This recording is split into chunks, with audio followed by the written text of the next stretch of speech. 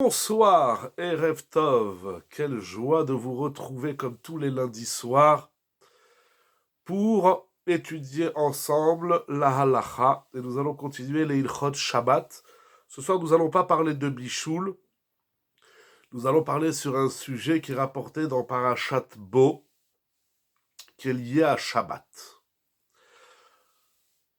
Le shiur est dédié pour la refoua shelema, de tous les malades, la libération des otages, la paix en Eretz Israël, la Géoula pour tout le Ham Israël, Besorot Tovot. Il est dit dans Parashat Bo, au Perek Yudbet Pasuk Tetzaïd, chapitre 12, verset 16. Que des bonnes nouvelles, refoua shelema pour tout le monde. Il est dit, Ubayom Arishon Mikra Kodesh. Pardon, la Torah nous parle de la fête de Pessah et nous dit, dans cette fête, il y a des jours de Yom Tov et de Chol HaMoed. Voilà comment la Torah présente le Issour, les lois concernant Yom Tov. Ubayom Arishon Mikra Kodesh. Ubayom Hashevi Mikra Kodesh Yelachem. Le premier jour et le 7e jour de Pessah sont appelés dans la Torah Mikra Kodesh. Ceci a de nombreuses implications. Terminons le pasuk. Kol melacha lo ye'ase bahem. Tout travail ne sera pas fait en ces jours donc de Yom Tov, du 1er et du 7e jour de Pessah. Donc Yom Tov, la Torah nous dit qu'aucun travail ne doit être fait. Lo ye'ase bahem. L'expression lo ye'ase bahem est ce qu'on appelle l'expression passive. La Torah n'a pas dit « tu ne feras pas de travail lo ta'ase », comme elle dit dans Shabbat. Lo ta'ase, c'est actif, tu ne feras pas. Lo ye'ase, c'est la forme passive. Aucun travail ne doit être fait. Rashi rapporte la Mechilta qui explique « afilu al yede acherim ». Lorsque la Torah dit « aucun travail ne doit être fait durant le 1er et le 7e jour de Pessah, qui sont des jours de Yom Tov », il faut comprendre que tu ne dois pas laisser les autres travailler pour toi. Rashi nous dit donc, et c'est comme ça que les Mefarshim comprennent dans Rashi, surtout que la référence, c'est la Mechilta, donc c'est une braïta, on n'a pas le droit de laisser un goy, un non-juif, faire une melacha pour nous durant Yom Tov. C'est ce qu'on appelle Issour Amira Legoy. Il est interdit pendant Yom Tov de demander à un non-juif de faire une melacha pour un Israël. Alors, on ne va pas rentrer dans la technique de cette halacha. Nous l'avons étudié l'année dernière au Kollel avec les différentes façons de lire cette Mechilta, la lecture, le texte classique, la correction du Gaon de Vilna, le commentaire du Malbim, Veod, et encore beaucoup de Mefarshim se sont penchés sur ce texte. Pourquoi ? Parce que si nous apprenons du verset qu'il est interdit de demander à un goy de faire pour nous une melacha, si nous apprenons cela du pasouk, cela veut dire que c'est un interdit de la Torah. Et nous avons un grand problème, parce que la Gemara nous dit plusieurs fois dans le Talmud, Amira les goy shvut. L'interdiction de demander à un non-juif de faire une melacha pour un Israël, c'est ce qu'on appelle un shvut, c'est-à-dire une interdiction midérabanan. Le Ramban, sur place, et beaucoup de Mefarshim disent que c'est ce qu'on appelle une asmarta, c'est-à-dire que la loi, l'interdiction en soi, est un interdit midérabanan par institution des chachamim, mais ils ont trouvé un appui dans le verset, dans la Torah. Ce qui fait que c'est un interdit des Rabbanan qui est un peu plus sévère que les autres interdits des Rabbanan. Bon, on va laisser la partie un peu technique de cette soubia qui est passionnante. Ce qui est clair, et c'est retenu par tous les décisionnaires, la majorité des Rishonim, sauf le Smag, la majorité des Rishonim, ont conclu qu'il est interdit, et Yom Tov, et Shabbat, de demander à un non-juif de faire pour nous une melacha. C'est ce qu'on appelle dans la halacha, donc dans la Gemara, c'est Amira le Goy Shvut, c'est ce qu'on appelle Issour Amira le Hakoum. Je n'ai pas le droit Shabbat de dire à un Goy, allume la lumière, fais-moi bouillir de l'eau, réchauffe-moi une soupe, ou... Non, ça on aurait le droit, on verra pourquoi. Je ne peux pas dire à un Goy de m'allumer la lumière. Dans certains cas, oui, on verra. Amira le Goy. Donc, demander à un non-juif de faire pour nous une melacha, Yom Tov ou Shabbat, éventuellement aussi Chol HaMoed, et même dans d'autres Issourim, la règle dit, tout ce qu'un Israël ne peut pas faire, nous allons nous concentrer sur Shabbat, mais cette règle touche d'autres sujets de halacha. Tout ce qu'un Israël ne peut pas faire, il ne peut pas demander à un Goy de le faire pour lui. À part toutes les exceptions, il y en a beaucoup, mais de base, c'est Assour. Issour Amira le Goy. En vérité, cet interdit de Amira le Goy, la Gemara nous enseigne dans Masechet Shabbat, et c'est ramené dans le Shulchan Aruch, dans plusieurs simanim, cette interdiction, c'est même si je ne demande rien au Goy, c'est-à-dire de lui-même, le Goy voit, par exemple, j'ai la femme de ménage Shabbat à la maison, et je m'exclame, je dis « Oh, il n'y a plus d'eau chaude, je veux un café. » Je lui ai rien demandé, mais elle a compris que je voulais un café. Eh bien, le non-juif n'a pas le droit de faire bouillir de l'eau pour le Israël, c'est Assour. C'est les Chachamim, ils ont interdit Amira le Goy. Pendant Shabbat, nous allons nous concentrer sur Amira le Goy pendant Shabbat. C'est une immense souya. Il y a des livres entiers, comme Halacha Broura, bien sûr Yalkut Yosef, Melachim Amanecha, et encore, des dizaines de livres qui existent sur cette question de Amira le Goy. Nous allons nous concentrer sur Shabbat. Et même sur Shabbat, nous allons nous concentrer sur une Nekuda, un point très important. Donc, je n'ai pas le droit de demander aux non-juifs d'effectuer une melacha pour moi, Israël. Nous avons étudié ça déjà il y a quelques mois, l'interdiction de demander à un goy de faire une melacha pour un Israël. Mais même si le goy fait la melacha pour moi sans que je le lui demande, je dois l'en empêcher. C'est ce qu'on appelle dans la halacha faire une mecha'a. Je dois dire au goy, non, ne fais pas bouillir pour moi de l'eau. Non, ne me fais pas cuire un steak. Non, ne recoupe pas mon pantalon ou ma chemise. Même si de lui-même le goy entreprend une melacha pour le Israël, je dois l'en empêcher. S'il fait la melacha pour moi. Soyons clairs.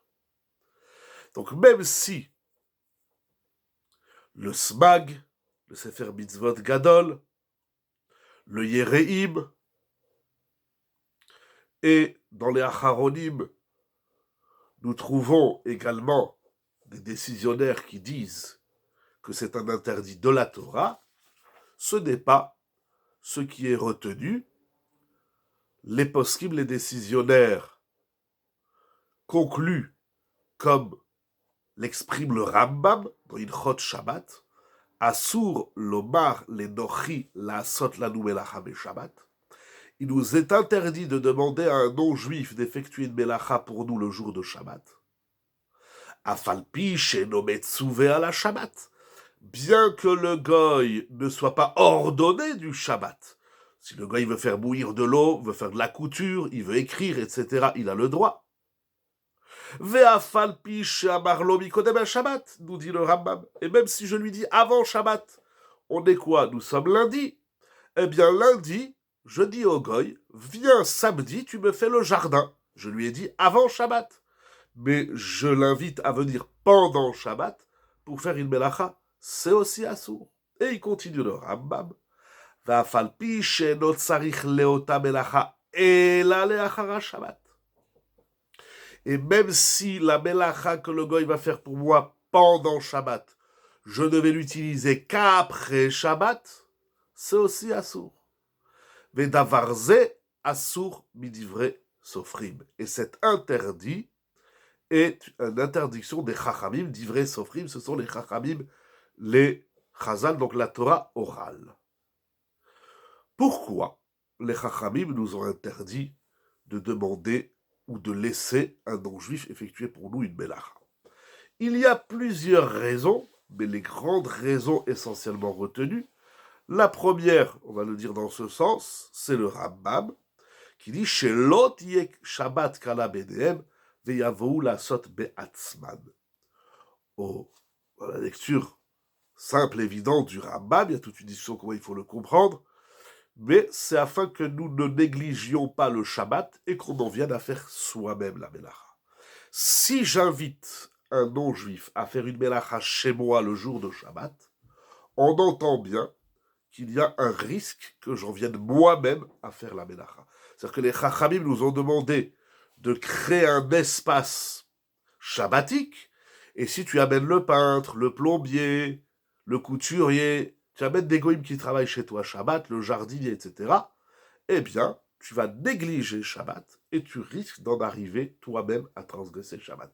Donc l'interdiction de demander à un goy ou de laisser un goy faire une melacha pour nous Shabbat, c'est une barrière pour ne pas que nous en arrivions à transgresser Shabbat.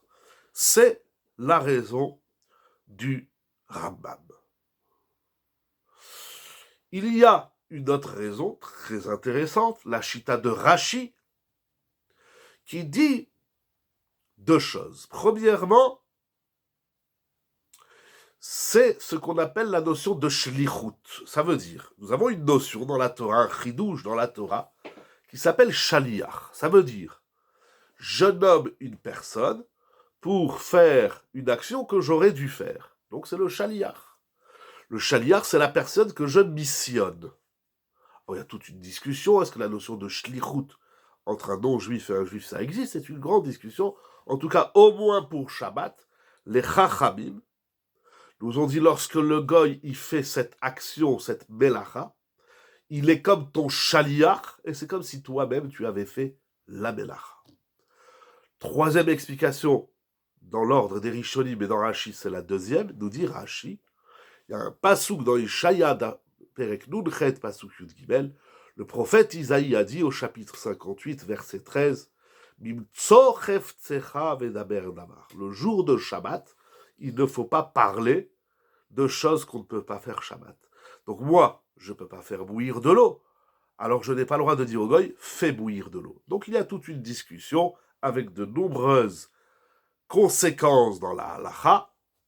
Est-ce que c'est la parole que j'émets au goy qui est interdite? Est-ce que c'est la melacha que le goy fait, c'est comme si moi je l'avais faite, ou bien c'est une barrière pour ne pas qu'on en vienne soi-même à transgresser Shabbat?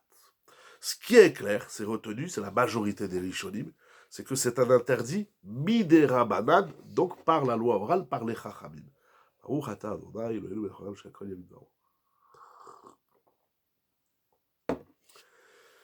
Dans cet interdit-là, de Abira Legoy, qui est donc des Rabanan, ce qu'on appelle un Shvut, les Isurim de Shabbat sont catégoriés en deux parties. Il y a les interdits de la Torah, c'est donc les Melachot de Shabbat, et il y a les interdits Midera Banan qu'on appelle Shvut. Je demande à un goy d'effectuer un travail pour moi Shabbat, j'ai transgressé une loi rabbinique qui s'appelle Shvut. Mais les Chachamim ont laissé une place, c'est-à-dire dans cet interdit-là, ils nous disent la chose suivante.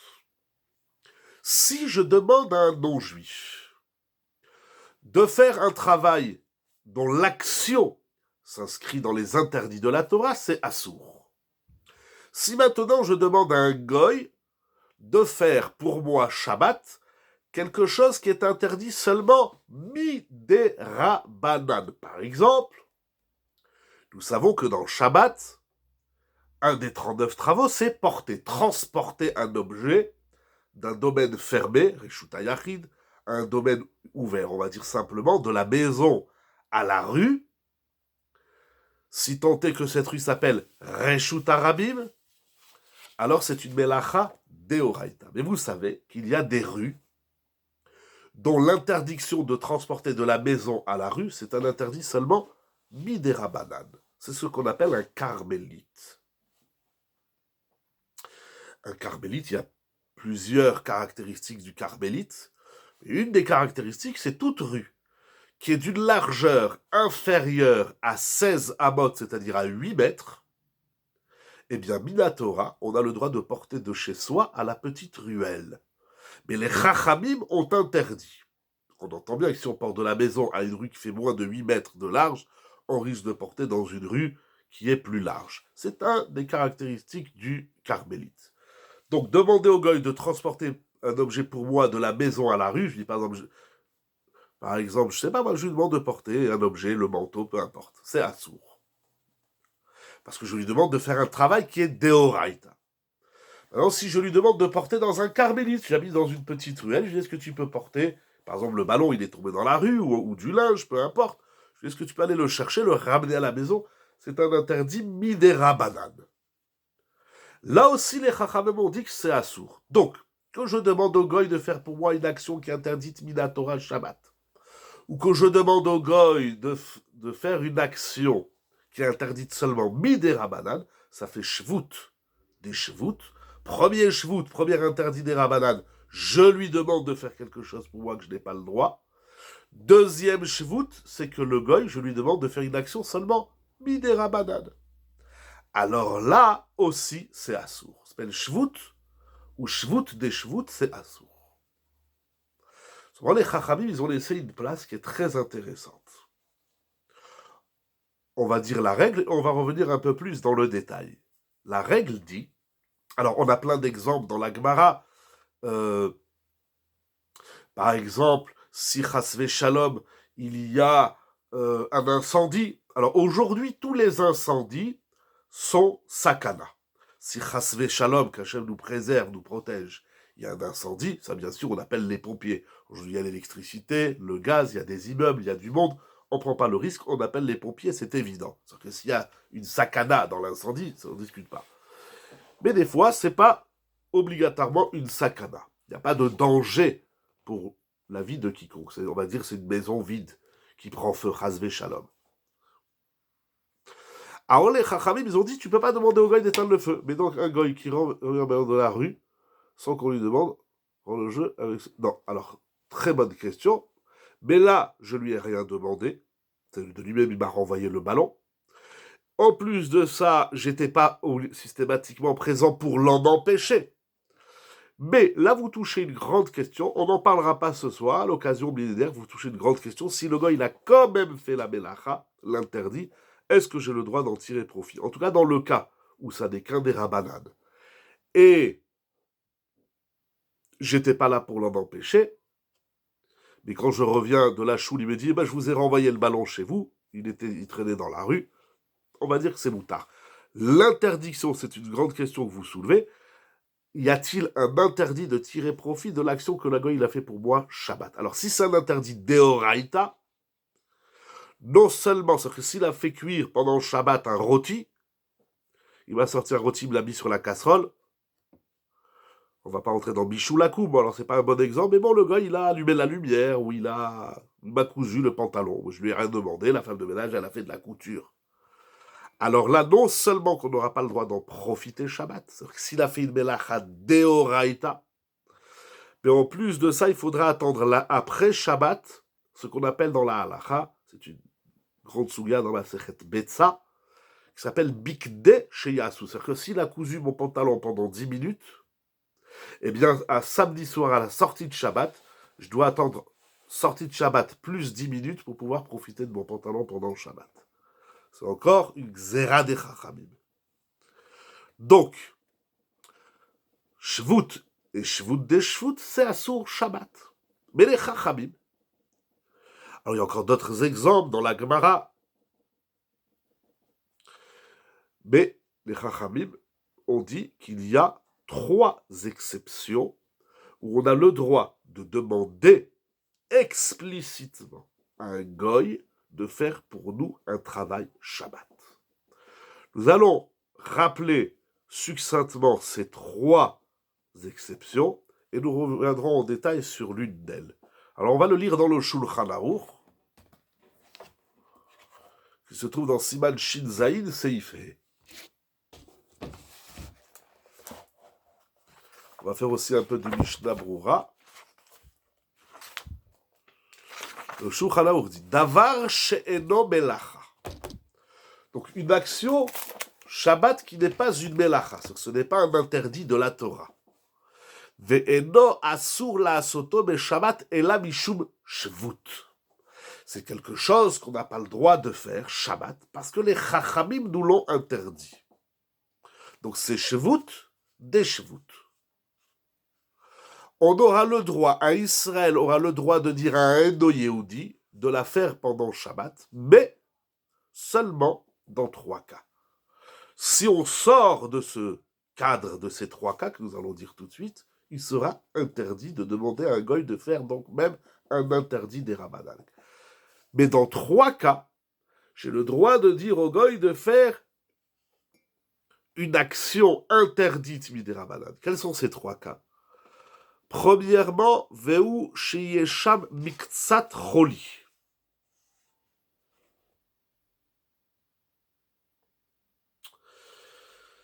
Alors, on parle d'une personne qui est littéralement un peu malade, miktsat choli. Très bien, très bien. Ça veut dire qu'il y a une personne qui est malade, qui a une angine, il n'est pas en danger, ou le Covid, chasvé shalom, ou quelle que soit la maladie qui fait que la personne n'est pas en danger. Quelqu'un qui a mal à la tête, il a mal à la gorge, au ventre, etc., là où il a mal. Alors, j'ai le droit de demander à un goy de faire quelque chose d'Erabanan pour ce malade. Je cherche une halakha. Très bien, premièrement. Deuxièmement, O sheye tsarich ledavar tzorech arbe. Ou bien, deuxième cas, il y a ici une grande nécessité. En simple, ça veut dire que je risque de subir une perte d'argent.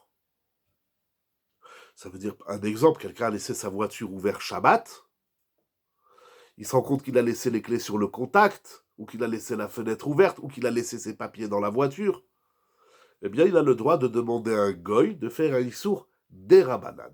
Si la voiture, elle est garée dans le parking ouvert qui est dehors, par exemple, c'est que d'Erabanan. On est dans un carmélite. Je peux demander à un goy, est-ce que tu peux retirer les clés de la voiture et me les amener à la maison? Troisième cas, O mipne mitzvah. Ou bien, pour une raison de mitzvah, on peut demander au maire Ketzad. Il va nous donner des exemples. Omer Israël le'eno Yehudi beShabbat la'alot beilan le'avi shofar litkoat kiat mitzvah. Par exemple. C'est l'exemple du Shulchan Aruch, il n'est peut-être pas d'actualité. Après, on adaptera les cas concrets. Par exemple, j'ai laissé mon chauffard sur un arbre. On est Rosh Hashanah, c'est pas Shabbat, parce que Shabbat, on ne sonne pas le chauffard. Donc c'est Yom Tov. Il s'est entraîné dans le jardin et puis il a posé le chauffard sur l'arbre. On a déjà appris ça. Il est interdit Shabbat d'accrocher ou de décrocher tout objet soit-il sur un arbre. Il y a des gens qui ont des balançoires, ou bien ils vont enlever sa veste, ils l'accrochent sur un arbre. C'est Issour des Rabbanan. Maintenant, j'ai laissé là-bas le chauffard. Avant Yom Tov, j'ai sonné, je me suis entraîné dans le jardin, et j'ai mis le chauffard sur l'arbre. Je ne peux pas monter sur un arbre, Shabbat et Yom Tov. Je peux dire à un goy, va chercher mon chauffard sur l'arbre. Donc c'est shvut. Des shvut, bim comme mitzvah. Je demande à un goy, c'est un premier interdit des Rabbanan, de monter sur un arbre, c'est un interdit des Rabbanan, mais étant donné qu'on est dans un contexte de mitzvah, je peux dire au goy de monter sur l'arbre. Ou bien, nous dit le Shulchan Aruch, O leavi mayim derech chatzer shelo irvu, l'irchotzbo habitztaer. Si on habite dans un immeuble où il y a plusieurs juifs, normalement, on n'a pas le droit de porter dans l'immeuble. Si on est le seul juif et que tous les autres propriétaires de l'immeuble sont des goïms, on a le droit de porter de la maison à la copropriété et aux parties communes. Mais si il y a des juifs qui habitent dans l'immeuble ou dans la copropriété, alors ça s'appelle un chatzer. Et les chachamim ont interdit de porter de la maison à la partie commune. C'est ce qu'on appelle, il faut faire érouver chatzerot. Il faut faire un irouv pour pouvoir porter. Comment on fait un irouv? On ne va pas rentrer dans une chot irouvine. Donc maintenant, j'ai besoin d'eau. On a besoin d'eau pour une personne qui est souffrante. Elle n'est pas mourante, chas v'shalom, c'est pas pikouach nefesh. Quelqu'un qui est tombé dans la boue, quelqu'un qui s'est sali, il faut amener de l'eau. Alors nous, Israël, on ne peut pas porter cette eau de la maison à la cour. Ça s'appelle Hirouv et Chatzerot. Si on n'a pas fait le Hirouv, c'est Assour. Mais je peux demander au goy, il va me chercher de l'eau, même s'il va porter l'eau de la maison à la cour. On est encore une fois dans une configuration de Issour des Rabbanan que je demande à un goy. Alors lorsqu'il y a un tsahar, lorsqu'il y a un besoin, c'est moutar. Donc, Miktsat choli, tsorech harbe, ou bien mipne mitzvah. Pour une mitzvah, on peut demander à un goy de faire un issour des Rabbanan. Nous allons voir, il y a dans la halacha, dans les rishonim, dans les acharonim, une grande discussion. Le Shulchan Aruch dit qu'on peut demander à un goy de faire un issour des Rabbanan, letzorech harbe, im yet tzarich ladavar tzorech harbe. Il y a une grande discussion, comment lire le Shulchan Aruch, nous allons y arriver. Mais avant de comprendre comment il faut lire le Shulchan Aruch, parce que la lecture, demander à un goy, c'est toujours Issour des Rabbanan, tout à fait. Demander à un goy, c'est toujours un Issour des Rabbanan. C'est en soi un Issour des Rabbanan. Je ne demande pas à un goy de faire quelque chose pour moi. Pendant Shabbat et Yom Tov. Effectivement. Très bien. La lecture la plus commune du Shulchan Aruch quand il dit « Oh, yetzaich ladavar tzorech harbe », c'est-à-dire que je risque de subir une perte d'argent. Et alors, les chachamim, ils ont dit « Tu peux demander à un goy de faire pour toi un issour pour éviter cette perte d'argent. » Comme j'ai dit, quelqu'un qui a laissé la voiture ouverte, ou quelqu'un qui a... Bon, quel que soit l'exemple. Quelqu'un qui a une fuite d'eau, c'est le cas de la Gemara dans Masechet Ktuvot. Là-bas, c'est Tsinor. Si une personne, elle a une tuyauterie qui s'est bouchée. Ça arrive dans les gouttières, ça arrive dans les sanitaires, etc. C'est bouché. Alors, la Gemara dit qu'on a le droit, on avait parlé déjà de ça une fois, mais Ma'achad Beraglav, j'ai le droit avec les pieds d'enfoncer les saletés dans la gouttière ou dans le jardin, peu importe, parce que sinon ça va causer une inondation. Si l'eau ne peut pas s'évacuer, l'eau va sortir de la tuyauterie et ça va inonder la maison. Je peux demander à un goy de venir déboucher des toilettes ou déboucher une gouttière. ce éther, cette permission du Shulchan Aruch, dont nous allons voir encore 2-3 séifim, est sujette à discussion. Le Rivash, ainsi que le Rashba et le Eliyahu Rabbah disent que Bim comme Efsed, c'est Assour. Ils n'autorisent pas de faire intervenir un goy par un Issour des Rabbanan si c'est pour éviter une perte d'argent. C'est-à-dire que d'après ces chitotes, il y a encore des rishonim, d'achronim qui vont dans ce sens, c'est les grandes lignes. Ils disent s'il y a une perte, eh ben, tu ne peux pas demander à un goy, même pas un Issour des Rabbanan.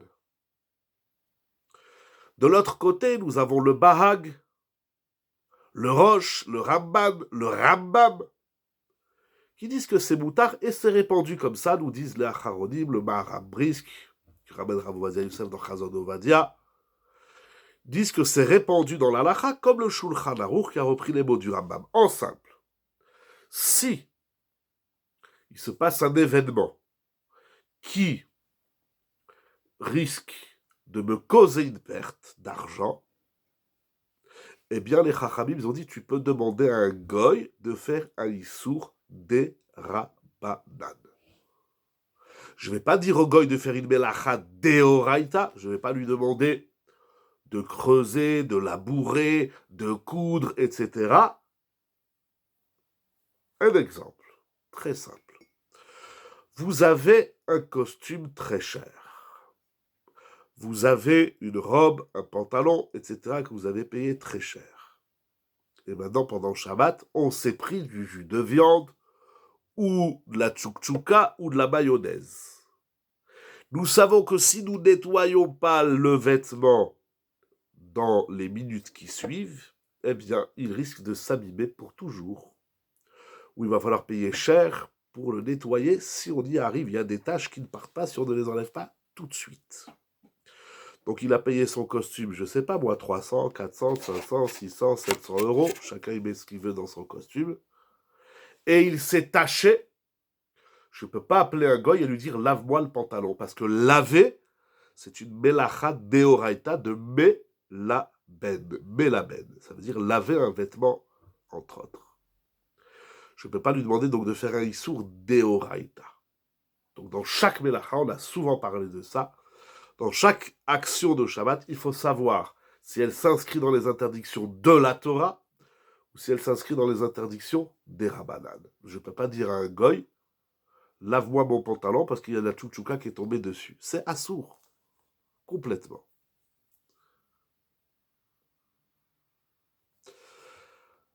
La halacha, c'est que je peux demander à un goy de faire un issour des Rabbanan, donc l'action qui fait.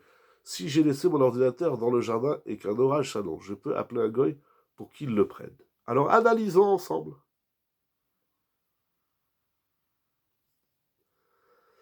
J'avais fait un chiot il n'y a pas longtemps sur ça, donc je vais essayer de dire, j'ai pas tous les livres à côté de moi, mais demander à un goy de faire rentrer mon ordinateur. Alors faire rentrer un ordinateur du jardin, de la terrasse, on dit, il n'y a pas de problème de haut de ça, c'est de mon jardin à mon appartement, de ma terrasse à mon appartement, à ma maison. Mais l'ordinateur, il est mouktsé. Donc moi, je n'ai pas le droit de le faire. Vous posez une grande question. Maintenant que je vais demander à un goy, je lui demande quoi? Je lui demande de faire issour mouktsé. Alors il y a des acharonim qui interdisent, mais la halacha, c'est moutard. C'est shvout, des shvout comme efsed. Je demande à un goy à issour des Rabbanan de prendre l'objet mouktsé et de le rentrer à l'intérieur, c'est qu'un issour des Rabbanan.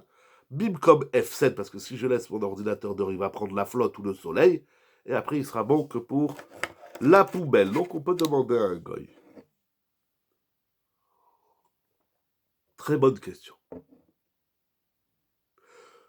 Nous allons voir 3 séifim dans le Shulchan Aruch, avec plaisir. Allons un petit peu plus loin. Dans Siman Shin Zayin, nous avons... Pardon. Donc là, nous avons lu Siman Shin Zayin, séif He. Un peu plus loin, dans Siman Shin Zayin, séif Yutet. Il dit le Shulchan Aruch. Si on a de la marchandise, donc on est commerçant, et ça peut être aussi un particulier. Bien sûr, aujourd'hui, on fait les courses pour 6 mois. Il a acheté 10 kilos de pommes de terre, etc. On a Srora Hanif Sedet.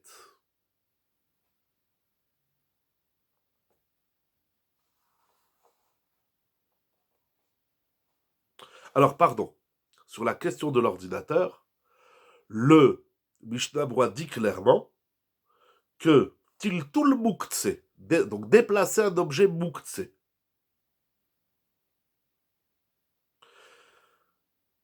on a le comme Efsed, si on y a une perte, Afilu le tzavot le Elo Yehudi behedia sheya seze, gamken mutar. On peut demander, donc c'est écrit clairement dans le Mishnah Brura que c'est mutar, que c'est permis. Il nous dit dans le Shulchan Aruch, celui qui a de la marchandise et qui risque de s'abîmer, il a reçu les palettes juste avant Shabbat, il les a laissées dans son jardin, dans sa cour, et maintenant il risque de pleuvoir ou tout autre élément qui va se passer et que ça risque donc d'abîmer la marchandise. Ou bien s'il y a une inondation quelconque, Oate Bidka de Maya ou Mafsid Mamono, ou Tar Likrot Leno Yehudi, on a le droit d'appeler un goy, même si on sait que le goy, il va nous aider. De même, toute situation, c'est l'exemple de l'eau, de la marchandise, toute situation où les chachamim conçoivent que si on n'appelle pas un goy, eh bien on risque chasvé shalom de transgresser soi-même Shabbat, parce qu'un homme, Adam Baoul al-Mamono, un homme est panique devant ses affaires. Si on lui dit non, tu laisses tout comme ça périr au feu ou à l'eau, l'homme il va pas écouter, c'est pas possible. C'est trop compliqué de se retenir d'éteindre un feu ou de transgresser Shabbat lorsqu'on a une perte d'argent. Alors les Chachamim ont dit, c'est le droit de demander au goy de faire un issour.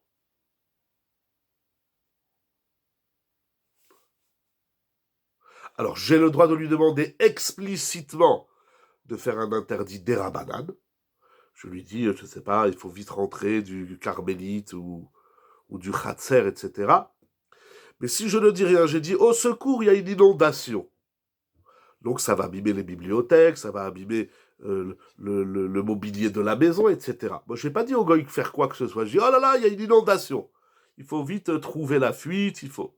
Si je lui demande, je ne peux lui demander qu'un issour d'Erabanan, mais si je dis au secours, il y a une inondation, et le goy, il vient, il fait des melachot de Waïta, là, j'ai le droit de le laisser faire. Moi, je ne t'ai pas demandé d'amener les outils et de m'arranger la tuyauterie, ça on verra après Shabbat. Mais le goy de lui-même, il m'arrange la tuyauterie, c'est moutard, c'est permis. Alors, je le dis ainsi, c'est le stam du Shulchan Aruch. Il y a plusieurs opinions. Dans Siman Shin Lamed Dalet, Seif Bet, on retrouve ce éther du Shulchan Aruch. Il dit le Shulchan Aruch qu'on peut, qu'est-ce qu'on a dit, Seif Bet, Yesh Matirim, voilà, Ve'afilu lomar le'eno Yehudi. Les Taltel Srora Nifsemedet Bechamad Shamim. Donc il répète ce qu'on a dit dans Siman Shin Zayin. Donc, lorsqu'on subit une perte d'argent, on peut faire intervenir un goy et lui demander explicitement de transgresser un interdit d'Erabanan. Il y a une discussion fort intéressante donc dans ce Siman Shin Zayin Seifé que rapporte le Mishnah Brura. Alors tout ça, bien sûr, c'est issu de la Gemara et de comment les poskim, les Rishonim expliquent la Gemara. Mais il y a une grande discussion. Nous allons voir tout de suite. Il dit le Mishnah Brura dans Siman Shin Zayin Seifravet que ce qui est permis de demander donc au goy de faire un issour des Rabanan. Donc je peux engager un goy que pour le Shabbat dans un magasin, absolument pas. Ça c'est complètement assourd. Pour plusieurs raisons. D'abord, c'est ramené dans le Mishnah Brura, mais ça vient des Rishonim, Tosfot, le Higletal, et beaucoup de le Magid Mishneh. Non, ouvrir un magasin Shabbat, c'est pas systématiquement de Waïta. Ça veut dire comme ça. L'interdiction de commercer Shabbat, je parle du commerce en soi, vendre et acheter. J'achète de la marchandise 2 euros le produit, je le revends 4 euros, etc. L'interdiction de srora, de commercer, ce n'est qu'un interdit midera banane.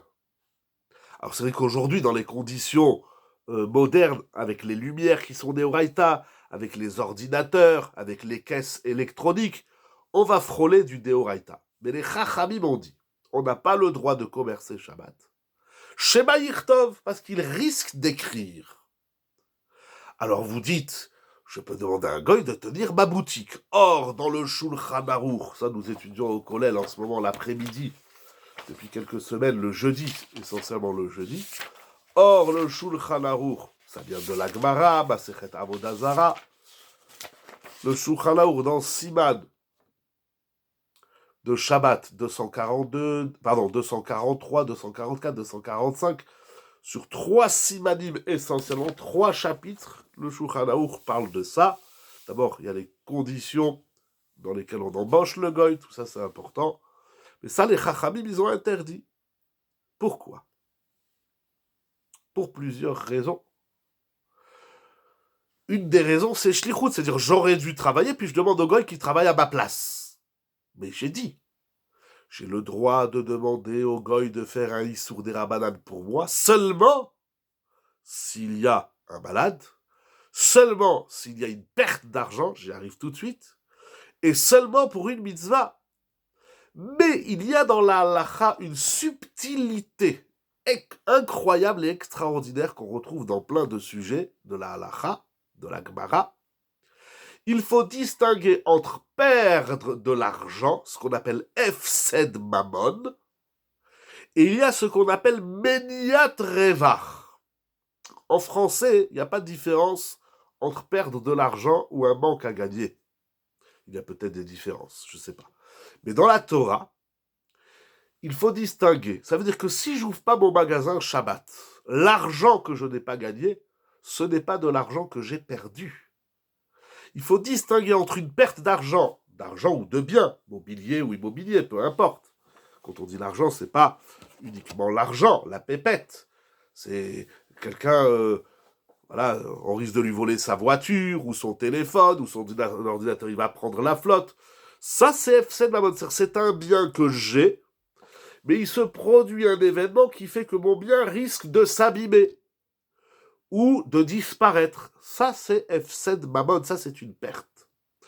Quelqu'un qui n'ouvre pas son magasin Shabbat, il n'a pas perdu d'argent, parce qu'il ne l'a pas, cet argent. Ça s'appelle un manque à gagner, Meniat Revach. Et Meniat Revach, c'est écrit clairement dans les poskim, on ne peut pas demander à un goy de faire pour nous même un interdit des rabbanan si c'est pour éviter un manque qu'on aurait pu gagner. Est-ce que c'est clair? Si c'est clair, on peut continuer.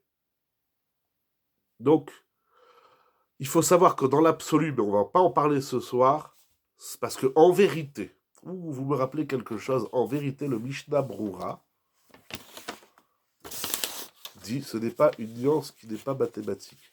Ce n'est pas une nuance qui n'est pas mathématique. J'ai pas de... Mais donc, c'est-à-dire autant, mais donc, louer un bien, un Shabbat, c'est permis, et c'est non plus. Un Airbnb, j'ai pas très bien compris, Madame Tsipora, qu'est-ce que vous avez écrit. Je réponds à Monsieur Meyer, je reviens. Un Airbnb, c'est également un manque à gagner. Mais en vérité, il n'y a aucun problème de louer un appartement pour Shabbat. En vérité, on va rentrer dans ce rare Shabbat. C'est des questions qu'il y a aujourd'hui. Mais en vérité, le Mishnah Brura, mais je ne sais pas si je vais le retrouver dans cette édition. Le Mishnah Brura, il écrit, si vous laissez une toute petite seconde si je le retrouve. Voilà. Parce qu'en vérité, dans certains cas, le Rama, je vous donne juste la référence, mais c'est très complexe, il faut beaucoup plus de temps pour bien l'expliquer. Le Rama, il dit que Bimkom Pseda, c'est-à-dire que s'il y a une vraie perte d'argent, c'est pas juste un manque à gagner, c'était un Fsed, alors dans certains cas, on peut louer l'affaire au goy, il faudra lui louer l'affaire. On ne met pas un goy qui travaille pour nous, c'est ça qui est compliqué, est-ce que je lui loue l'affaire pour le Shabbat ou pour la semaine?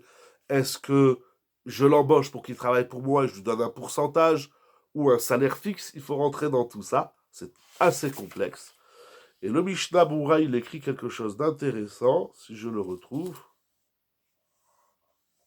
Ah, voilà, regardez qu'est-ce qu'il dit le Mishnah Brura. Dans Siman Resh Mem Dalet, Seif Katan, Lamedhe. Il y a des formules de location d'affaires, de sociétés, de bureaux ou autres, qui sont permises. Il faut bien voir honnêtement, je ne les ai pas toutes en tête, les conditions. Et il y a, donc dans certains contextes, on aura le droit, il faut faire des contrats de Shabbat, etc. Dans certaines formules, ce sera interdit. Mais il dit le Mishnah Brura. Quand bien même dans les cas où on perd beaucoup d'argent, il y a des gens dont tout leur business, ils tournent que le samedi. Je ne sais pas pourquoi les Juifs, ils vont chercher des business qui leur amènent l'argent que le Shabbat. Mais bon, il ne savait pas, après il a fait tchouva, Hazak ou Baruch. Alors on va lui trouver la formule permise. Il y a encore une fois 3 chapitres, 242, 243, 243, 244, 245. Là aussi, il y a des livres entiers sur ça. Ça s'inscrit dans Abira Legoy, effectivement. Rav David Yosef, il a écrit beaucoup sur ça dans la Chabrura et beaucoup de poskim. Mais il conclut le Mishnah Brura. Quand bien même dans les cas où il y a une perte évidente, et on pourrait trouver des moyens permis pour faire tourner l'affaire Shabbat, Aboteach Bashem, celui qui a confiance en Dieu, Ve'eno mechapes tzadde kulot al Shabbat. Et il ne cherche pas des façons permissives pour Shabbat. Ashrav, il est heureux. Ashrei, Yoshve Vetecha. Ashrei. Heureux, il va plonger dans le bonheur, mais il faut du bitachon, c'est vrai. Donc, pour cette question, ce soir, on va s'arrêter au bitachon. Il faut, c'est vrai, beaucoup de confiance en Akadosh Baruch Hu. C'est vrai, les gens qui ferment les boutiques Shabbat, les gens qui, de prime abord, ils perdent beaucoup d'argent. Mais, c'est écrit dans Chazal, c'est écrit dans les Mefarshim, celui qui se dévoue pour Shabbat, eh bien le Shabbat lui rendra la bracha. Pourquoi ne pas aller vers une autorisation si elle existe? Parce qu'elle est complexe. L'autorisation, elle est compliquée. Et parce qu'au final, et comment faire? C'est, Chazak, des grandes questions. Est-ce que les sites internet ouverts Shabbat, vous vendez des appareils, vous vendez des vêtements, vous vendez, etc. C'est des grandes questions. Et il faut savoir que l'e-commerce, c'est un peu plus facile à autoriser parce que c'est des machines qui travaillent. Et on a une règle, que d'ailleurs on a vu aussi dernièrement au Kollel, il y a une règle, En Adam Metsuve al Shvitat Kelav Beshabbat. Ça veut dire que mes objets ont le droit de travailler pour moi Shabbat. C'est ce qu'on fait. On a la lumière, on a le frigidaire, on a la plata de Shabbat, on a le chauffage. Nous avons plein d'objets de Kelim qui travaillent pour nous Shabbat, c'est moutard. À la différence de l'animal, Adam Metsuve al Shvitat Behemto be Shabbat. Donc une boutique entièrement automatisée serait autorisée. Alors, dans le principe, c'est moutard. Je dis dans le principe parce qu'il y a certains rabbanim, notamment le petit-fils de Rav Ovadia Yosef, qui s'appelle Rabbi Ovadia Yosef Toledano. Et encore, il y a un autre élève de Rav Ovadia Yosef, j'ai oublié son nom. Il y a des rabbanim aujourd'hui qui se demandent s'il ne faudrait pas interdire. Je connais d'autres rabbanim aussi qui interdisent, parce que sinon c'est la porte ouverte. Il n'y a plus de Shabbat. Mais en vérité, sur Internet, c'est un peu plus facile parce qu'on ne voit rien. L'ordinateur, il est éteint. Cependant, il faut faire attention à qui on vend. Si vous vendez des produits juifs, il n'y a que des juifs qui achètent, même s'il y a quelques goïs, mais vous vendez des tfilines, des tzitzit, des livres de Torah. La majorité des clients sont des juifs. Donc vous ouvrez une boutique e-commerce pendant Shabbat, qui c'est qui cherche un livre de Torah? Ok, il y a des goïs aussi, mais donc ça dépend ce qu'on vend, ça dépend à qui on vend, ça dépend où on se trouve. Il y a certains risques à éviter, mais c'est un peu plus facile d'autoriser qu'un magasin, qu'un commerce, une boutique, un cabinet, etc. C'est des grandes questions de tous les jours. Un dentiste, un médecin, un avocat qui loue son cabinet ou son cabinet pour Shabbat, où il est en association. Tout ça, c'est des grandes questions de Shabbat. Mais celui qui ne cherche pas la permission et qui a confiance en Dieu, vous savez, le Mishnah Berurah, il parle plusieurs fois du bitachon dans Akadosh Baruch Hu sur Shabbat, aussi au début de Siman Resh Mem Bet. Bon, Bekitsu, on va avancer parce que le temps avance aussi, Baruch Hashem. Et donc, le Mishnah Berurah, donc la règle, conclusion. J'ai le droit de demander à un goy Shabbat d'enfreindre un interdit midérabanan si c'est pour me protéger d'une perte d'argent, non pas d'un manque à gagner. La nuance, elle est très importante qu'on retrouve dans plein de domaines dans la halacha. Mais dit le Mishnah Berurah Sif Katan Chavbet. Cette permission est dite seulement Bimkom Efsed Gadol, seulement s'il y a une grande perte. Je reprends l'exemple de la voiture. J'ai oublié de fermer la voiture. On risque de me la voler. J'ai laissé là-bas des affaires. Donc la perte, elle va être importante. C'est pas j'ai peur que dans la voiture, on va me voler mon parapluie. Il a peur qu'on lui vole sa Mercedes. Il a peur qu'on lui vole son téléphone. Aujourd'hui, un téléphone, ça coûte cher pour ceux qui mettent beaucoup d'argent. Ça sert à rien de mettre beaucoup d'argent dans les téléphones, mais bon, bref, c'est pas le sujet. Etc., etc. Maintenant, si j'ai laissé une paire de chaussettes dans le jardin, j'ai peur qu'on me la vole. Combien ça coûte une paire de chaussettes? 1 euro, 2 euros. Bon, sauf s'il a mis 150 euros dans sa paire de chaussettes. Là aussi, il faut être un peu marboule. Ce sont les chaussettes, personne ne les voit. Elles sont couvertes par les chaussures et le pantalon. Mais bon, c'est pas non plus le sujet. Bref. Le Magen Avram dit qu'on peut demander à un goy de faire un issour des Rabanan seulement s'il y a Efsed Gadol. Seulement s'il y a une grande perte d'argent. Aval belavachi en leakel klal. Mais s'il n'y a pas, il y a aussi... Ah, pardon, si vous voulez renvoyer la question, j'ai pas eu le temps de la lire, excusez-moi. Il y a des magasins aussi. Bon, je vous laisse renvoyer la question. Il y a aussi des magasins dans des centres commerciaux avec l'obligation d'ouvrir. C'est un grand problème. Il y a à Nice, effectivement, par exemple, à Cap 3000, ceux qui ont des boutiques là-bas, donc on a des juifs qui nous ont posé la chaîne là. Il faut revoir les conditions en quoi le FC de Gadol rentre en ligne de compte, pardon. On va expliquer. Donc, effectivement, là aussi, de prime abord, on n'ouvrira pas une boutique dans un centre commercial où on nous oblige de l'ouvrir Shabbat. Et si, des fois, on ne trouve pas d'autre travail, ou bon, quel que soit le contexte, eh bien, il faudra se référer à un rave compétent, parce que les conditions sont extrêmement nuancées. Effectivement, il y a toutes ces questions dans la halakha, puisque tshuvot, veot. Il y a, c'est très... Moi, je connais des rabbanim, je connais des dayanim, qui répondent pas à ces questions. Parce qu'il faut savoir que d'abord, Baruch Hashem, tous les gens qui font Shabbat, on va dire les pratiquants du Shabbat, ils arrivent à vivre, ou à survivre, entre guillemets. Il y a des gens qui arrivent à avoir une belle parnassa, une parnassa noble et conséquente, sans travailler Shabbat. Travailler Shabbat, c'est pas une condition pour vivre. Je mets au défi tous les gens qui travaillent que s'ils ne travaillent pas Shabbat, ils vont pas crever de faim, ils vont pas se retrouver SDF dans la rue.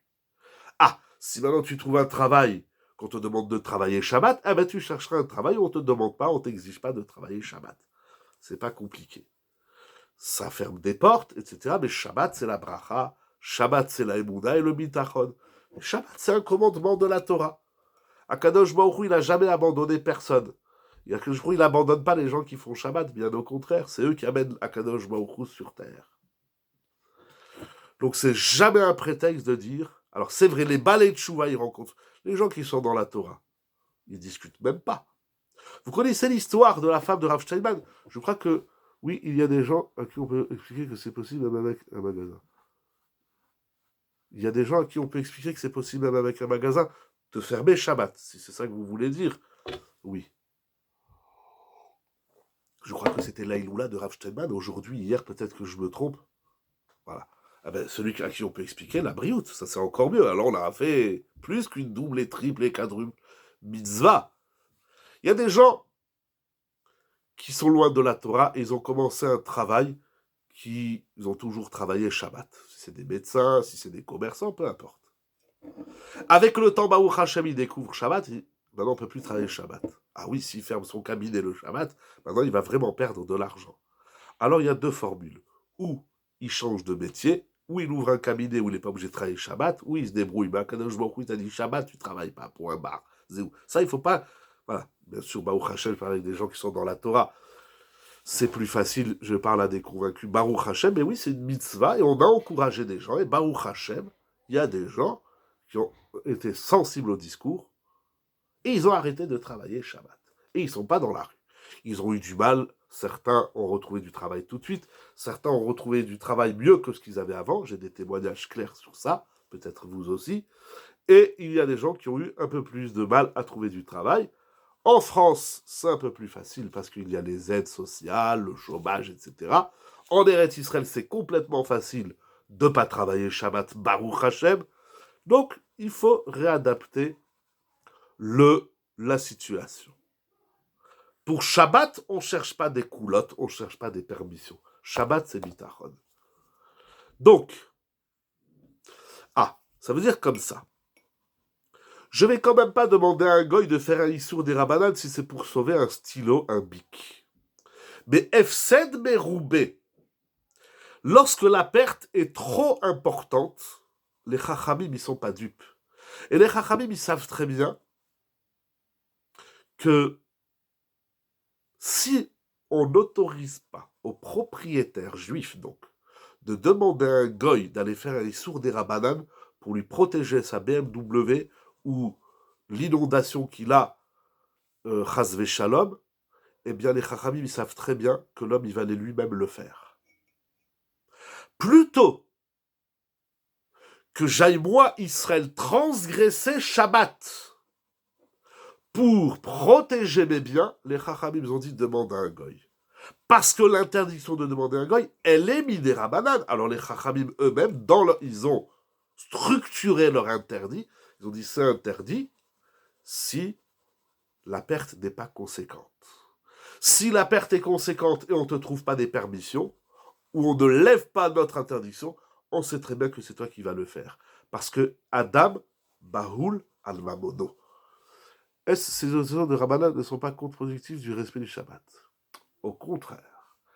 Les interdits, c'est pour respecter Shabbat, comme les autorisations sont également pour respecter Shabbat. Parce qu'encore une fois, le Talmud nous enseigne au traité Shabbat 16e chapitre. Adam Bahoul al-Mamono. Lorsqu'un homme voit ses biens, son argent, sa richesse ou son gagne-pain périr, il ne peut pas se retenir. C'est trop dur de se retenir face à une situation extrême. Surtout que bien souvent, dans ces situations, il y a une réaction instinctive. S'il y a un incendie, tout de suite on éteint. S'il y a une inondation, tout de suite on transgresse, on ne laisse pas l'eau jaillir comme ça. J'ai eu moi une fois, une demi-heure avant Shabbat, un robinet de la cuisine qui a éclaté. Et l'eau, elle jaillissait, mais laisse tomber, c'était un geyser, c'était...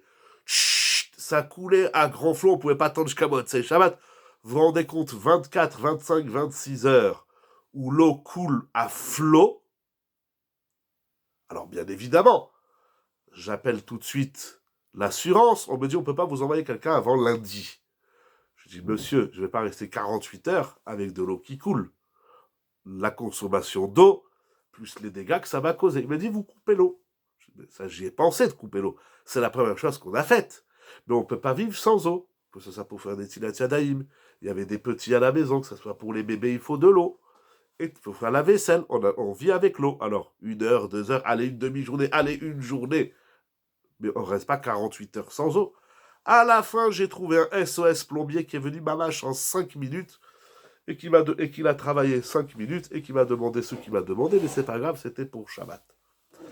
Donc, les chachamim, autant lorsqu'ils mettent des interdits, c'est pour respecter Shabbat, autant lorsqu'ils lèvent les interdits, c'est pour respecter Shabbat. Parce que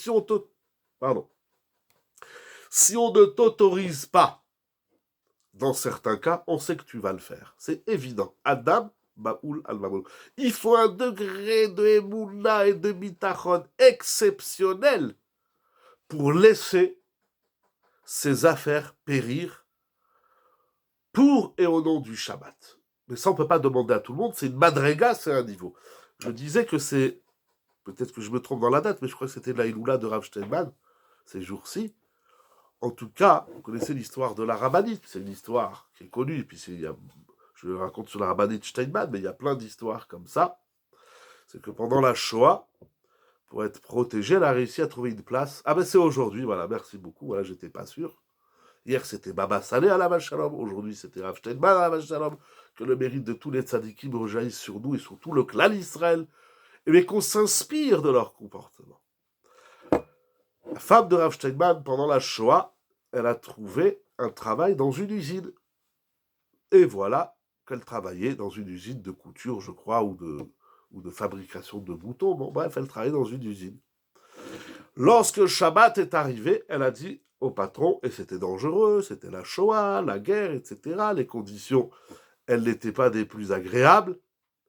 Elle a dit, parti voir le patron, qui était un goy. Elle a dit, je ne travaille pas Shabbat. Il a dit, mademoiselle, si vous ne travaillez pas Shabbat, vous pouvez dire au revoir à votre place. Et si vous dites au revoir à votre place, vous savez qu'est-ce qui va vous arriver, Hazé Halila.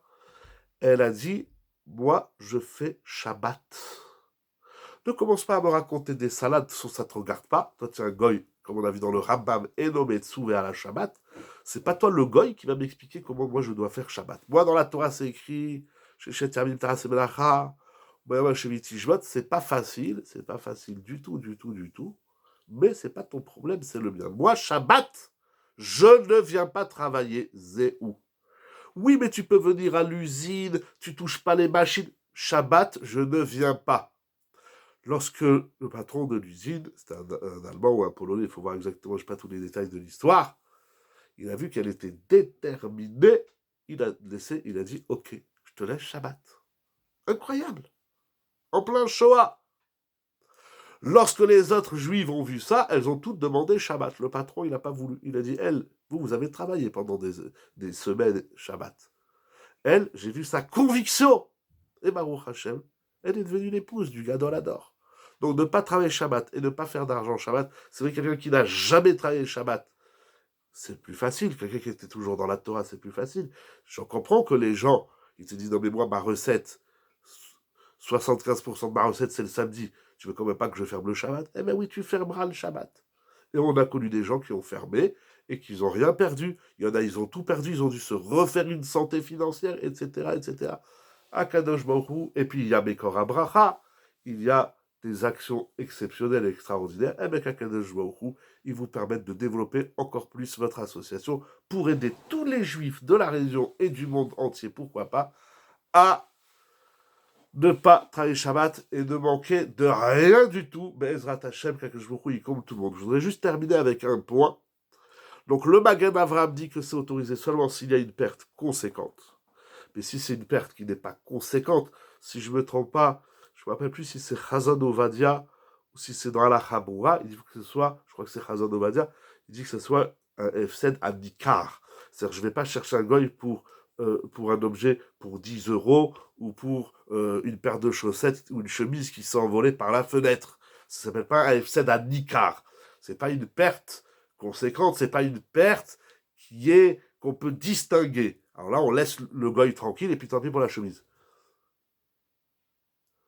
Comment je vais payer mes factures si je démissionne? C'est très facile, je vais vous répondre tout de suite. Il y avait une autre question en même temps, mais là, des fois, elles arrivent en même temps.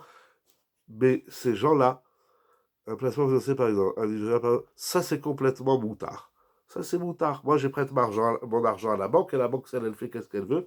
Et après, il a les livrets A, ou alors il y a aussi, comment on appelle ça, la bourse aussi, quand on achète des actions à la banque. C'est des grandes chélottes, mais il y a des grandes dadim laquelle moi je fais rien du tout. C'est la banque et c'est la bourse qui travaillent. Les gens disent, eh ben les gens, on va leur faire étudier les Ilhot Shabbat, on va les inviter Shabbat, on va les aider à trouver du travail et on va les aider à trouver ce que la permet. Mais ne pas payer ses factures, ce n'est pas une permission pour transgresser Shabbat. Shabbat, c'est Kodesh Kodashim, Shabbat. Vayevarechehu, Akadosh Baruch Hu, il a béni Shabbat. Shabbat, c'est la bracha. Alors, il faut trouver les mots. Donc, une fois, je parle à des gens Baruch Hashem convaincus dans le système, même si je ne sais pas exactement combien vous êtes et qui c'est qui est là ce soir, mais les gens qui sont loin de la Torah, et ça arrive, et tous les jours, Baruch Hashem, c'est une tâche immense, immense. C'est un combat à chacun. Chaque Ben Israël, autant qu'il peut. Alors, il y a des Gdolim, je crois que c'était le Rav Kahneman, le Rav de Ponovitch, si je ne me trompe pas. Il y avait un Rav, lui, carrément, le vendredi, il rentrait dans les magasins des Juifs et il leur disait « Ferme ta boutique Shabbat. Tu fermes pas, je reste là, je reste que tu fermes la boutique. » Il y avait le Rav Ariel Levin, j'ai raconté déjà cette histoire. Lui, le vendredi Rêve Shabbat, à Yerushalayim, Rav Ariel Levin, il est rentré dans une boutique et il a vu qu'il travaillait Shabbat. Un vendredi, il est celui-là, je vais me le faire. Il est rentré, il s'est assis dans un coin et il a dit « Je ne bougerai pas d'ici tant qu'il ne ferme pas sa boutique. » Et il s'assoit dans un coin, et puis vient le patron, qui est un juif. Il a dit, commandant arabe, qu'est-ce que tu veux? Il a dit, je veux rien du tout, je veux juste voir comment ta boutique, elle tourne. Shabbat arrive, les minutes passent, Shabbat, c'est bientôt à de la Katnerot, et le bonhomme, il est gêné de voir le Rav qu'il est dans son magasin. Et le Rav, il lui dit rien du tout. À l'heure de l'allumage, le Rav, il va voir le patron, il lui dit, je te dis, Shabbat Shalom, ou Bevorach. Et le Rav est parti. Ce bonhomme-là, il n'a pas dormi une semaine jusqu'au vendredi d'après, il va voir Rav Ariel Levin, il dit, j'ai pas compris, pourquoi vous êtes rentré dans ma boutique? Il dit, je voulais t'inviter à faire Shabbat, mais je ne savais pas comment te le dire, je ne voulais pas te gêner, alors je t'ai dit Shabbat Shalom. Et le bonhomme, il a dit, je raconte très vite l'histoire, le temps avance, et le bonhomme a dit, vous m'avez tellement respecté, je suis touché de la façon dont vous m'avez amené au Shabbat, eh bien, je vous annonce que je ferme ma boutique Shabbat. Il y a un Rav extraordinaire en Eretz Israël. D'ailleurs, je crois que son livre, il vient de sortir en français, du Rav Grossman. Le Yetzirah est très créatif, même pour ceux qui sont dans le système. Lo Alenu. J'entends. Ah ben le Yetzirah, il faut le prendre, il faut le de Adlakat Nerod jusqu'à la Havdalah, il faut dire maintenant tu nous laisses tranquille. Je ne sais pas si le Yetzirah, il travaille Shabbat, il travaille le vendredi, parce qu'il n'y a pas de Gehinom Shabbat. C'est vrai, il n'y a pas de Yetzirah le jour de Kippour, peut-être il n'y a pas Shabbat aussi, je ne sais pas, j'ai jamais rencontré un midrash comme tel, mais il faut lui dire, oui, Sarah, laisse-moi tranquille. Alors, il y a une histoire incroyable du Rav Grossman. Son livre en hébreu, bon, je l'ai quelque part par là, mais en français, je crois qu'il vient de sortir en français. C'est un Rav extraordinaire et il raconte dans son livre comment il va transformer une ville de truands, de Mechalele Shabbat en Eretz Israël. Et il raconte que le premier Shabbat, il est parti dans c'était j'ai oublié le nom de la ville, si quelqu'un le dit, j'ai le livre, mais bon, il faut que je me lève, il faut que j'aille le chercher, il est sur une autre table. Ah, dans Emek, comment ça s'appelle? Emek quelque chose. Le livre en hébreu, il s'appelle Or Mitoch Emek du Rav Grossman, c'est incroyable. Il était donc dans cette ville, et ça c'était la première guerre, je crois que c'était pendant la guerre de Kippour, juste après, bref, il lui venait de Méhacharim, et il voit que le vendredi soir, tout le monde, il est réuni dans un bar, et dans les bars, et dans les restaurants, et les boîtes de nuit. Il dit, c'est pas possible. Un vendredi, il rentre, il se met au milieu de la salle, il y avait tous les... C'est des juifs, on est en Eretz Israël, mais loin, loin, loin de la Torah.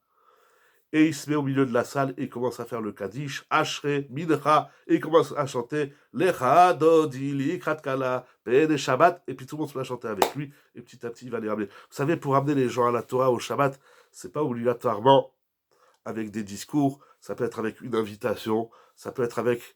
Il faut que notre Shabbat, nous transpirions, nous soyons embaumés de notre Shabbat, et nous diffusions cette senteur et ce parfum du Shabbat. C'est pas obligatoirement des grands discours, c'est une façon comment on vit, et petit à petit, bien sûr, il faut sensibiliser les gens, et Baruch Hashem, il y a des pérotes, il n'y a pas rien du tout, Baruch Hashem, Baruch Hashem.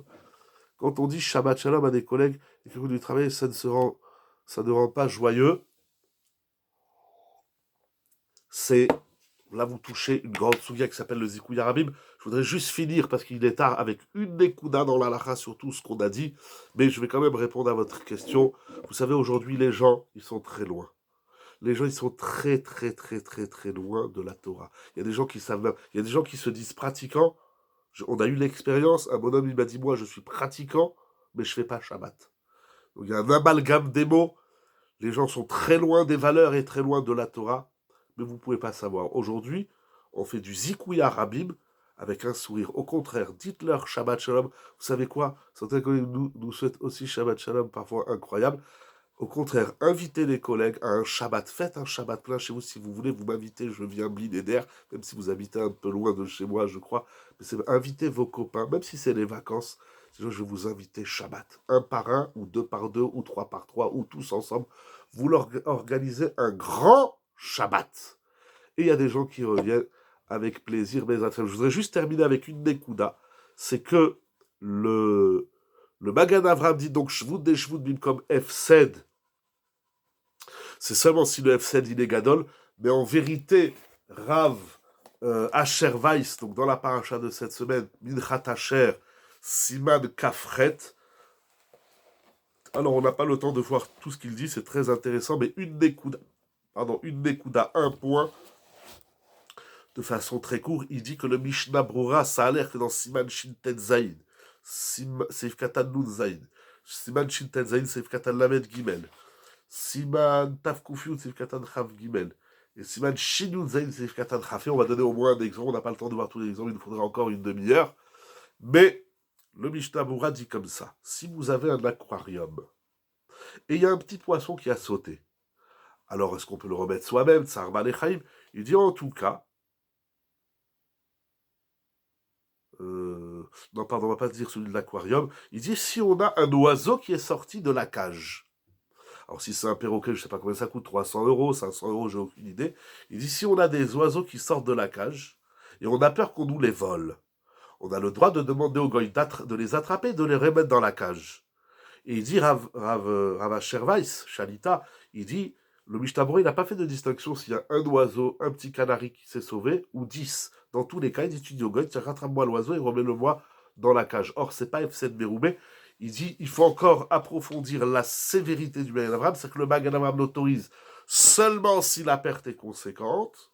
Et en vérité, la perte conséquente, il dit Rav Ovadia Yosef, ça se définit en 2-3 points. Premier point, c'est subjectif. Il y a des gens pour qui 10 euros, c'est énorme.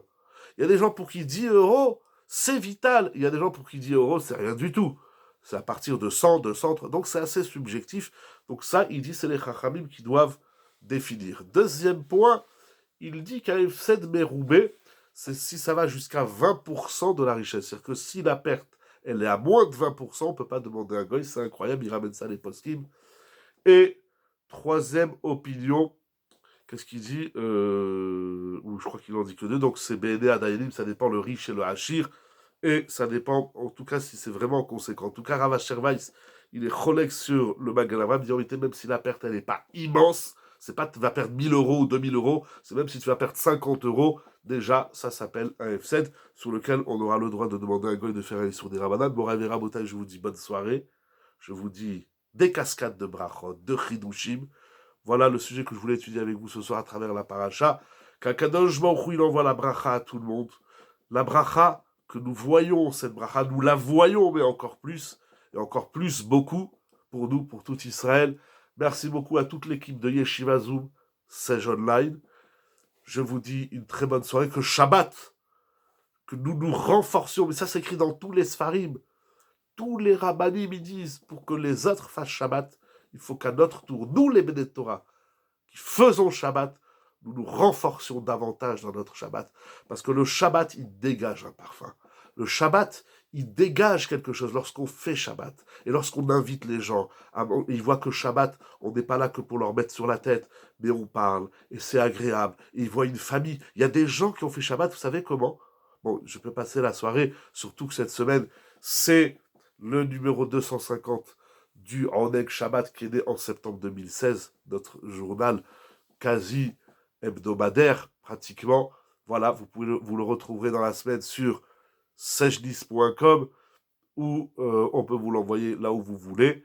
En tout cas, il y a tellement de choses à dire sur Shabbat, mais tous les rabbanim, ils ont dit si soi-même on vit Shabbat. Vous savez, il y a des gens, je disais, vous savez comment ils ont fait Shabbat? On les a invités une fois, mais mamache, hein, c'est des témoins, moi je suis né dans ça, j'ai vécu dans ça, mes parents, c'est toute leur vie, jusqu'à 120 ans, ils font ça, chez mes beaux-parents aussi, ils Acher Letov aussi, ils ont toujours invité des gens le Shabbat. à mon tour, avec mon épouse, on l'a fait, et je ne suis pas le seul dans la ville, Baruch Hashem. Il y a des gens, on les a invités une fois Shabbat. Ils ont dit, je veux faire Shabbat comme toi. Pourquoi? Parce qu'ils ont témoigné, Mamash, mais fou, c'est écrit dans les Sfarim. Ils ont dit une ambiance comme ça de famille. Mais chez nous, c'est une fois par an, peut-être à Rosh Hashanah, ou quand il y a des anniversaires. C'est tous les combien de temps vous faites Shabbat? Toutes les semaines, on se réunit la famille, on mange des bons plats, on rigole, on chante, on dit des divrei Torah, on échange, on parle. Eh bien, des gens, avec ça, ils ont fait Shabbat, ils ont fermé leur magasin Shabbat. Face à Kadosh Baruch Hu, que nous ayons les mots, que nous ayons le comportement, que nous soyons des images pour ceux qui ne font pas encore Shabbat, et que ainsi nous recevions, nous et tout le Ham Israël, Shabbat. La Gemara, elle assure que Shabbat, ça amène la Géoula. Alors renforçons-nous encore plus, Bezrat Hashem. La première mitzvah que les enfants d'Israël reçoivent après la sortie d'Égypte, c'est Yom Tov, c'est Pessah. Dans Pessah, il y a Yom Tov, c'est Shabbat. Alors Bezrat Hashem, pour la gloire d'Akadosh Baruch Hu, avec le sourire, Shabbat Shalom, ou Mevorach. Kol Tuv Lechaim Tovim Shalom.